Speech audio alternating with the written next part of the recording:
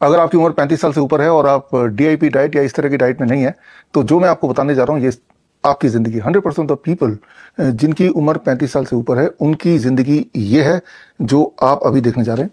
So this is called the geometrical model of a patient. यानी कि 35 साल से ऊपर के हर इंसान, आज तक पिछले 20 सालों का मेरा रिकॉर्ड है, ऐसा एक भी इंसान से नहीं मिला जिसकी उम्र 35 साल से अधिक हो और वो बीमार ना हो। थोड़ा बहुत ज़्यादा, बहुत ज़्यादा या बहुत बहुत ज़्यादा, उनको छोड़ देते हैं जो डीआईपी डाइट में है या इस तरह के डाइट में है, उनको छोड़ देते हैं, वो एक्सेप्शनल है। उनके अलावा 100% ऑफ द पीपल जिनको मैं मिला हूँ पिछले 20 सालों में, वो बीमार, बहुत बीमार या उससे बीमार। उनकी ज़िंदगी का एक ज्योमेट्रिकल मॉडल है, जो मॉडल मैंने आपके लिए तैयार किया है। तो अगर आपकी उम्र 35 साल से ऊपर है तो ये geometrical model of a patient आपको देखना चाहिए।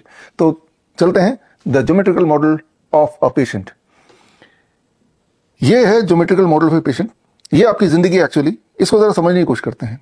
होता क्या है, it all starts with very very small problem. आपको एक बीमारी लगती है जिसे हम बोल सकते हैं कॉन्स्टिपेशन हो गया, थोड़ा बहुत शुगर हाई हो गया, थोड़ा बीपी हाई हो गया, हल्का फुल्का थकान महसूस होने लगा, तो ये आपकी बीमारी है। तो ऐसे में क्या करते हैं, आपकी बीमारी की वजह से आप डॉक्टर के पास जाते हैं। ये रहा डॉक्टर, डायग्नोसिस। डॉक्टर बोलता है डायग्नोसिस करना पड़ेगा, देखना पड़ेगा क्या बीमारी है। वो लंबा चौड़ा एक डायग्नोस्टिक टेस्ट का लिस्ट देता है या छोटा मोटा एक टेस्ट का लिस्ट देता है, कुछ ब्लड टेस्ट के रिपोर्ट निकालने देता है और उसको आधार बना के आपको कुछ दवाइयाँ पकड़ा जाता है। तो ये है स्टेज 1 पेशेंट। छोटी मोटी दिक्कत, थोड़ा बहुत ब्लड शुगर, थोड़ा बहुत ब्लड प्रेशर, थोड़ी बहुत थकावट, थोड़ी बहुत कॉन्स्टिपेशन, लेकिन इन दवाइयों के साथ उसकी ज़िंदगी चलने लगती है। कुछ महीने चलती है, एक आध साल चलती है, लेकिन अब क्या होता है, वो उसकी जो ओरिजिनल बीमारी है ये अपनी जगह पे तो बनी रहती है। ना तो कॉन्स्टिपेशन ठीक होता है, ना तो बीपी ठीक होती है, ना थकान ठीक होती है।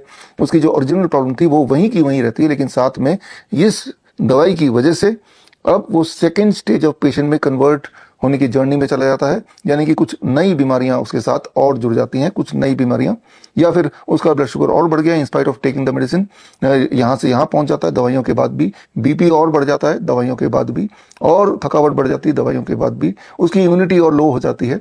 तो अब आप सेकेंड स्टेज हो गया, ये आपकी बीमारी है और अब बीमारी, इस बीमारी के साथ ये जुड़ गया। तो अब आप क्या करेंगे, अब वही करेंगे ना जो आपने पहले किया था। यानी कि आप दोबारा से डायग्नोसिस, डॉक्टर एंड डायग्नोसिस के पास जाएंगे।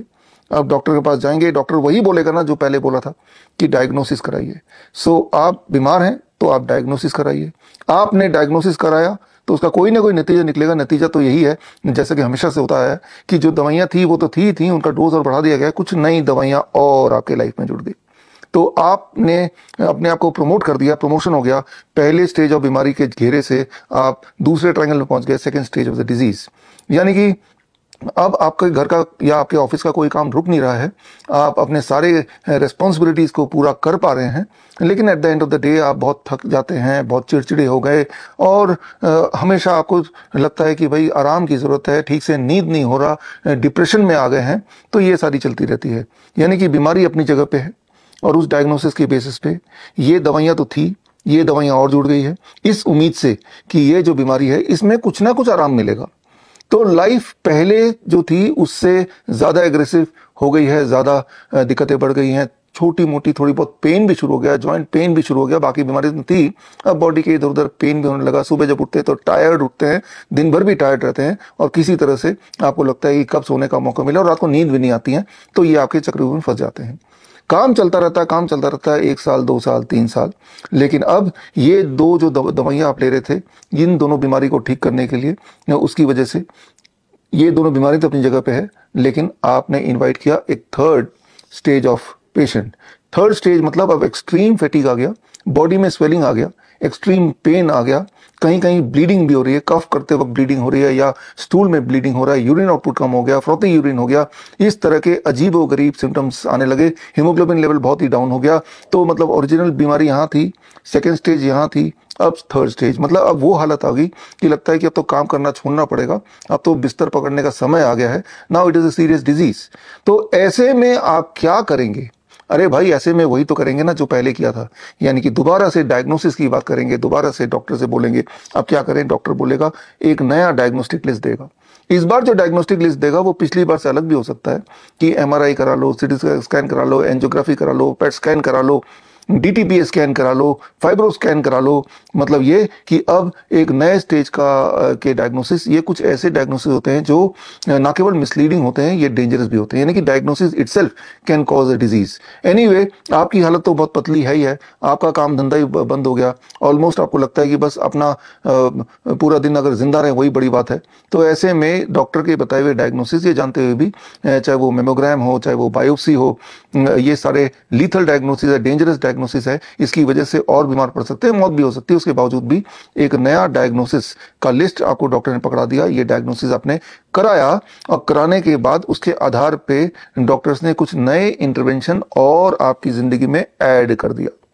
यानी कि अब आपकी गाड़ी बढ़ गई कुछ नए ट्रीटमेंट की तरफ, नई दवाइयों की तरफ, चाहे वो कीमोथेरेपी ड्रग्स हो, या फिर चाहे किडनी के लिए अब तो डायलिसिस शुरू करना ही पड़ेगा, या फिर कहीं ब्लड ट्रांसफ्यूजन की जरूरत है, या फिर आप इंसुलिन डिपेंडेंट हो गए।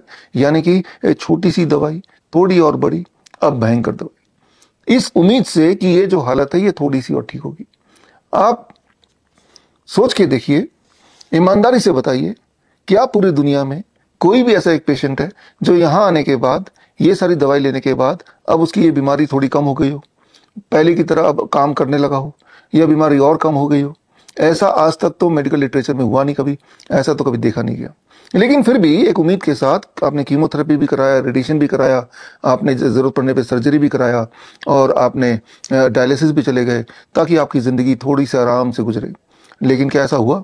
ऐसा नहीं हुआ। ऐसा कुछ महीने के अंदर जो बीमारी यहाँ से यहाँ तक पहुंच गई, एंड फाइनली प्रोग्रेस हो गई, एक ऐसी स्थिति पे आ गई कि आप हॉस्पिटलाइज्ड ही हो गए।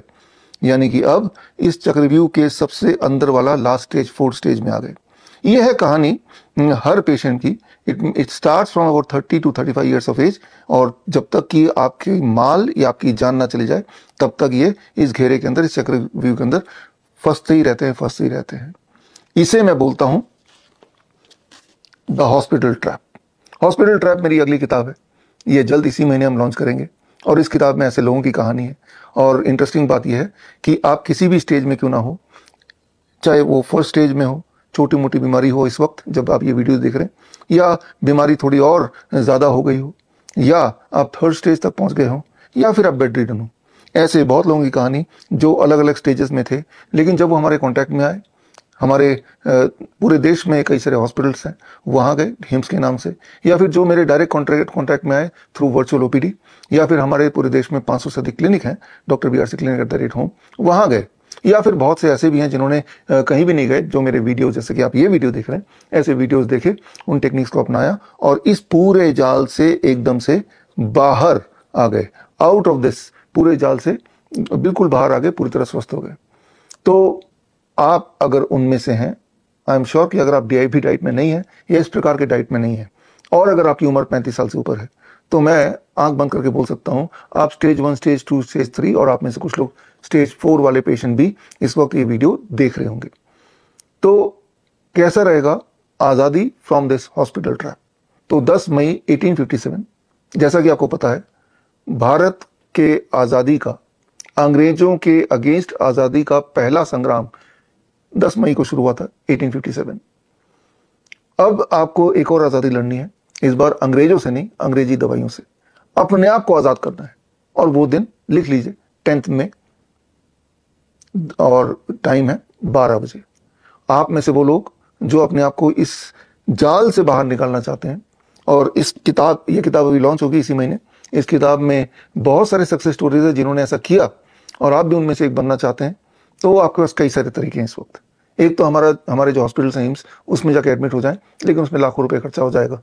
दूसरा तरीका है, आप डायरेक्ट मुझसे जुड़ें, bishrup.com/VOPD में जाके, वर्चुअल OPD बोलते हैं, जहां डायरेक्ट मेरे सुपरविजन में आप अपने घर के कन्वीनियंस में मेरे बताए हुए प्रोटोकॉल फॉलो करें, तब भी चांसेस हैं कि आप इस ट्रैप से बाहर निकल सकते हैं, या निकल जाएंगे। लेकिन इसमें खर्चा आएगा ₹21,000, ये भी ज्यादा है। तीसरा तरीका है, पूरे देश भर में हमारे क्लिनिक हैं, डॉक्टर BRC क्लिनिक @home, 500 से अधिक क्लिनिक हैं। स्क्रीन पे दिए हुए लिंक में जाके अपने नजदीकी क्लिनिक से आप जुड़ें, और इसमें 1 महीने का खर्चा आएगा 6,500। ये भी आपको कुछ लोगों को ज्यादा लग रहा होगा। एक फ्री का तरीका भी हो सकता है। 10 मई 12 बजे जूम लिंक के माध्यम से आप में से जो लोग सबसे पहले स्क्रीन पे दिए हुए लिंक का नाम है bishrup.com/hospital-trap में जाके एक फॉर्म भरेंगे तो आप में से जितना की जूम में की लिमिटेशन के अनुसार जितनी कैपेसिटी मैक्सिमम कैपेसिटी जूम की होती है उतना ही हम ले सकते हैं। उतने लोगों को खास तौर पे फ्री में I will help you, I will give you a special training on 10th of May at 12 noon। और इस ट्रेनिंग के माध्यम से मुझे उम्मीद है आप में से अधिकतर लोग इस ट्रैप में से बाहर निकल पाएंगे, वो भी मुफ्त में। शर्त यही है क्योंकि जूम की लिंक बड़ी, जूम का जो कैपेसिटी है वो बहुत थोड़ा होता है, बहुत सारे हजारों पार्टिसिपेंट तो उसमें आ नहीं सकते एक बार में, थोड़े से मेरे ख्याल से 400-500 पार्टिसिपेंट्स ही एक ग्रुप में अलाउड होता है, इसीलिए फर्स्ट कम फर्स्ट सर्व। लेकिन अगर आप फर्स्ट कम फर्स्ट सर्व से चूक गए तब भी आप इस ट्रेनिंग में पार्टिसिपेट कर सकते हैं क्योंकि ये ट्रेनिंग साइमल्टेनियसली लाइव कई सारे चैनल में होगा, यूट्यूब, फेसबुक वगैरह, इंस्टाग्राम वगैरह। लेकिन खैर उसमें सिर्फ एक नुकसान है कि आप वन साइडेड कम्युनिकेशन होगा, आप मुझे देख पाएंगे, समझ पाएंगे, लेकिन आप मुझे कुछ पूछ नहीं पाएंगे, राइट। मैं आपका कस्टमाइज आंसर नहीं दे पाऊंगा। लेकिन जूम लिंक में के माध्यम से जब ट्रेनिंग होगी तो आप जो सवाल पूछेंगे मैं उसका जवाब भी दे पाऊंगा। तो खैर मैं उम्मीद करता हूं कि 10 मई का दिन आपके जीवन का ऐतिहासिक दिन होने वाला है और इस हॉस्पिटल के जाल से, इस दवाइयों के जाल से, इस डायग्नोसिस के जाल से आप अपने आप को हमेशा के लिए बाहर निकालने वाले हैं। तो मिलते हैं 10th में दोपहर को 12 बजे। अगर आप डॉक्टर बीआरसी क्लिनिक या फिर डॉक्टर बीआरसी हॉस्पिटल खोलना चाहते हैं या फिर अपने एग्जिस्टिंग क्लिनिक या हॉस्पिटल को अपग्रेड करना चाहते हैं विद डॉक्टर बीआरसी प्रोटोकॉल, तो स्क्रीन पे दिए हुए लिंक में जाके फॉर्म भरें।